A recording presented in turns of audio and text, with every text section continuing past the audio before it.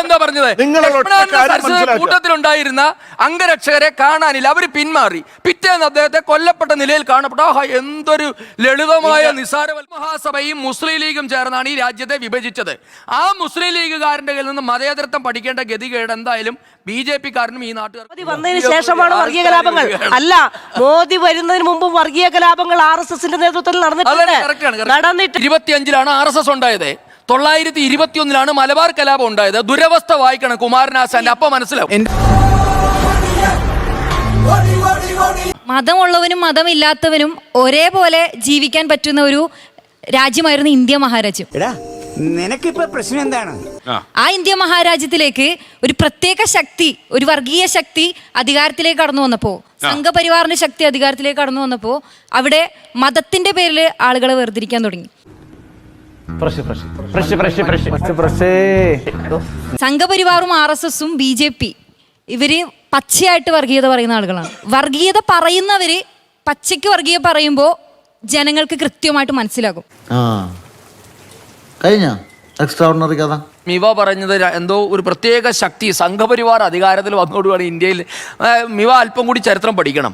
മതത്തിന്റെ പേരിൽ കോടിക്കണക്കിന് മനുഷ്യരെ തെരുവിൽ കുരുതി ചെയ്ത ഒരു രാഷ്ട്രമാണ് ഇന്ത്യ. അന്ന് ഇവിടെ BJP RSS ഒന്നും അല്ല ഭരിക്കുന്നത്.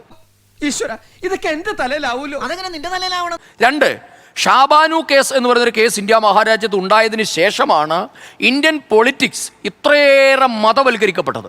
ഷാബാനു എന്ന് പറയുന്ന സ്ത്രീക്ക് ഭർത്താവ് ജീവനാംശം കൊടുക്കണമെന്ന് സുപ്രീം കോടതി വിധിച്ചപ്പോൾ അതിനെതിരെ നിയമനിർമ്മാണം നടത്തിയ ആളുടെ പേര് രാജീവ് ഗാന്ധി എന്നാണ്.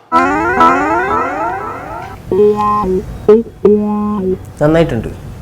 ഇപ്പോ ഈ സാഹചര്യത്തിൽ നാഷണൽ എഡ്യൂക്കേഷൻ പോളിസിയുടെ ശുപാർശകളെല്ലാം നടപ്പിലാക്കാൻ വേണ്ടി കേന്ദ്ര സർക്കാർ കേരളത്തിന് അല്ലെങ്കിൽ സംസ്ഥാനങ്ങൾക്ക് ഇട്ടുകൊടുത്ത PM ശ്രീ പദ്ധതിയാണ്. 2025 ആദ്യഘട്ടം വരെ മുഖ്യമന്ത്രി പിണറായി വിജയൻ പറഞ്ഞത് ഇത് രാജ്യത്തിന് അപകടമാണ് എന്നാണ്. എന്റെ കൊച്ചേട്ട നിങ്ങും കൂടിയോ? 4 ആളെ കണ്ട അവന്റെ തലക്ക് ഭ്രാന്താണെന്ന് അറിയത്തില്ലേ? വെറുതെ തള്ളിയിട്ട് പോയതാ. ശിവൻകുട്ടി എന്ന് പറയുന്ന വിദ്യാഭ്യാസ മന്ത്രിയും പൊതു വിദ്യാഭ്യാസ ഡയറക്ടറുമായിട്ടുള്ള അദ്ദേഹം ഒരു ചത്താലും അതിൽ ഒപ്പുവെക്കില്ല എന്ന് പറഞ്ഞ ആളാണ്. ഇവർ ഈ പറയുന്നത് പോലെ ഈ ശിവൻകുട്ടി ഒപ്പിട്ടപ്പോഴല്ല PM ശ്രീ പദ്ധതി കേരളത്തിൽ നടപ്പായത്. PM ശ്രീ പദ്ധതി ഓൾറെഡി കേരളത്തിൽ നടപ്പായിട്ടുണ്ട്.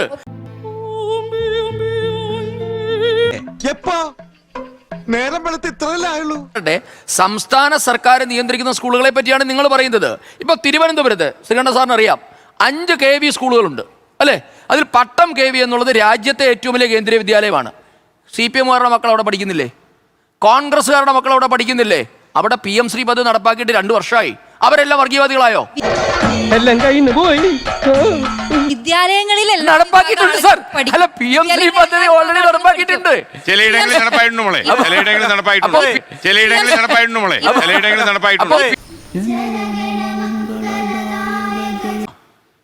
ഇന്ത്യയിൽ ഈ മതം എന്ന് പറയുന്ന സാധനം, അതായത് അന്യമതസ്ഥരെ അവരുടെ നന്മ എന്താണ്, അല്ലെങ്കിൽ അവരെ എങ്ങനെ അവരോട് നമുക്ക് എങ്ങനെ വെറുപ്പുണ്ടാക്കാം എന്ന് വളരെ സ്ട്രക്ചറലായിട്ട് കാലങ്ങൾ കൊണ്ട് ഡെവലപ്പ് ചെയ്തെടുത്ത് ഈ ഒരു അവസ്ഥയിലെത്തിയതാണ്. എന്നിട്ട് ഒരു സ്വാമി ലക്ഷ്മണാനന്ദ, അദ്ദേഹം 80 വയസ്സുള്ളൊരു സ്വാമി. ആ സ്വാമിയുടെ കൂടെ ഉള്ള അംഗരക്ഷകൻ ഒരു രാത്രി കാണുന്നില്ല. പിറ്റേന്ന് സ്വാമി മരിച്ചതായി കണ്ടു. ഈ സ്വാമിയുടെ ശവമഞ്ചവും വഹിച്ചുകൊണ്ട് 48 മണിക്കൂർ നീണ്ട ശവമഞ്ച ഘോഷയാത്ര നടത്തി. ആ ഘോഷയാത്ര നടത്തിയപ്പോൾ ഉടനീളം പറഞ്ഞത് ക്രിസ്ത്യാനികളാണ് കൊന്നതെന്നാണ്. ഈ അറിവ് എവിടെ നിന്ന് കിട്ടി? പത്രത്തിൽ നിന്ന് അടിച്ചു മാറ്റിയതാ. എന്നിട്ട് എന്ത് സംഭവിച്ചെന്നറിയാമോ? 395ഓളം ക്രൈസ്തവ ദേവാലയങ്ങൾ ആക്രമിച്ചു. ചാടി എഴുന്നേറ്റ് പഞ്ചായത്ത് ഗ്രൗണ്ട് വഴി 2 റൗണ്ട് ഓടി. ഒന്ന് പോടോ. മനോഹരമായ ചില കാര്യങ്ങൾ പറഞ്ഞല്ലോ. അദ്ദേഹം എന്താ പറഞ്ഞത്? ലക്ഷ്മണാനന്ദ എന്ന് പറയുന്ന അംഗരക്ഷകരെ കാണാതെ പിറ്റേ അദ്ദേഹത്തെ കൊല്ലപ്പെട്ട നിലയിൽ കാണപ്പെട്ടു. ലക്ഷ്മണാനന്ദ സർ 2008 കൊല്ലപ്പെടുന്നു. അദ്ദേഹത്തിന്റെ കൂടെ ഉണ്ടായിരുന്ന 4 അംഗരക്ഷകരെ AK-47 റൈഫിൾ ഉപയോഗിച്ച് വെടിവെച്ചു കൊന്നു. 4 പെൺകുട്ടികളെ കൊന്നു. തട്ടിപ്പാണല്ലേ. 2009 ഗ്രഹാം സ്റ്റെയിൻസ് കൊല്ലപ്പെടുന്നു. ഇത് ഇദ്ദേഹം പറഞ്ഞ കേട്ടാ എന്താ വിചാരിക്കുന്നത്? എന്താ, ആദ്യം ഗ്രഹാം സ്റ്റെയിൻസിനെ കൊന്നു, പിന്നെ അങ്ങനെയാണല്ലോ പറഞ്ഞത്. അപ്പൊ അതുകൊണ്ട് സുഹൃത്തെ, ഇവിടെ വന്നിരുന്നിട്ട് വർഗീയത ആളിക്ക് കത്തിക്കരുത്. കേരളത്തിൽ വന്നിരുന്നത് ചെറിയ വട കൊടുത്ത് വലിയ വട വാങ്ങിച്ചു. 2008 ലക്ഷ്മണാനന്ദ കൊല്ലപ്പെടുന്നു, 2009 ഗ്രഹാം സ്റ്റെയിൻസ് കൊല്ലും. എന്താ അത് പറയാത്ത? എന്താ ലക്ഷ്മണാനന്ദ സരസ്വതി കൊല്ലപ്പെട്ട 2008-ലാണ്. 2009-ലാണ് ഗ്രഹാംശൻ. രണ്ടായാലും കൊലപാതകമാണെന്ന് പറയാതെ സെലക്റ്റീവായിട്ട് പറയുന്നത് ആ മതേതരത്വം മടക്കി നാരായി കൈവച്ചാൽ മതി. വയസ്സുകളൊക്കെ തോനായില്ലേ, ഇനിയെങ്കിലും ഈ തറ വേലകളൊക്കെ നിർത്തി അവനെ എന്റെ ജോലികൾ ചെയ്ത് ജീവിക്കാൻ നോക്കണേ. താങ്കൾ ഇവിടെ കരോള ആക്രമിച്ചെന്ന് പറഞ്ഞല്ലോ. ചങ്ങനാശ്ശേരി കുറിച്ചിയിൽ ഡിവൈഎഫ്ഐക്കാര് ഒരു രാത്രി മുഴുവൻ കരോൾ സംഘത്തെ അടിച്ച് അതിനകത്തിട്ട് കുറിച്ചിയിലെ സജീവോത്തമപുരം എന്ന് പറയുന്ന പട്ടികജാതി കോളനി, SK എന്നറിയാവുന്ന കോളനി പൂട്ടിയിട്ടു, മർദ്ദിച്ചു. ഇദ്ദേഹം കണ്ടില്ലായിരുന്നോ? ഞാനൊരു സത്യം പറഞ്ഞ് വിശ്വസിക്കൂ. എന്നാ എനിക്കത് ഓർമ്മയില്ല. ഞാൻ വരുന്ന മാവേലിക്കരയിൽ നിന്നാണ്. ചാരിമൂട്ടിൽ ഈ ക്രിസ്മസിന് ഡിവൈഎഫ്ഐക്കാര് ക്രിസ്മസ് കരോൾ സംഘത്തെ ആക്രമിച്ചു. അപ്പോ അക്രമം എവിടെയും ഉണ്ടാവും സുഹൃത്തെ. അതൊന്നും മുഴുവൻ RSSന്റെ തലയിലോട്ട് കെട്ടിവെച്ചിട്ട് മതേതരവാദി ഒന്നും ചമയണ്ട. ഞങ്ങൾക്ക് ആ പട്ടം വേണ്ട. ഈ ഇരിപ്പിൽ അങ്ങോട്ട് സമാധിയായാൽ മതിയായിരുന്നു. അത് കൊള്ളാം. നിങ്ങളെ എന്താ പറഞ്ഞത്? കൂട്ടത്തിലുണ്ടായിരുന്ന അംഗരക്ഷകരെ കാണാനില്ല, അവര് പിന്മാറി. പിറ്റേന്ന് അദ്ദേഹത്തെ കൊല്ലപ്പെട്ട നിലയിൽ കാണപ്പെട്ട.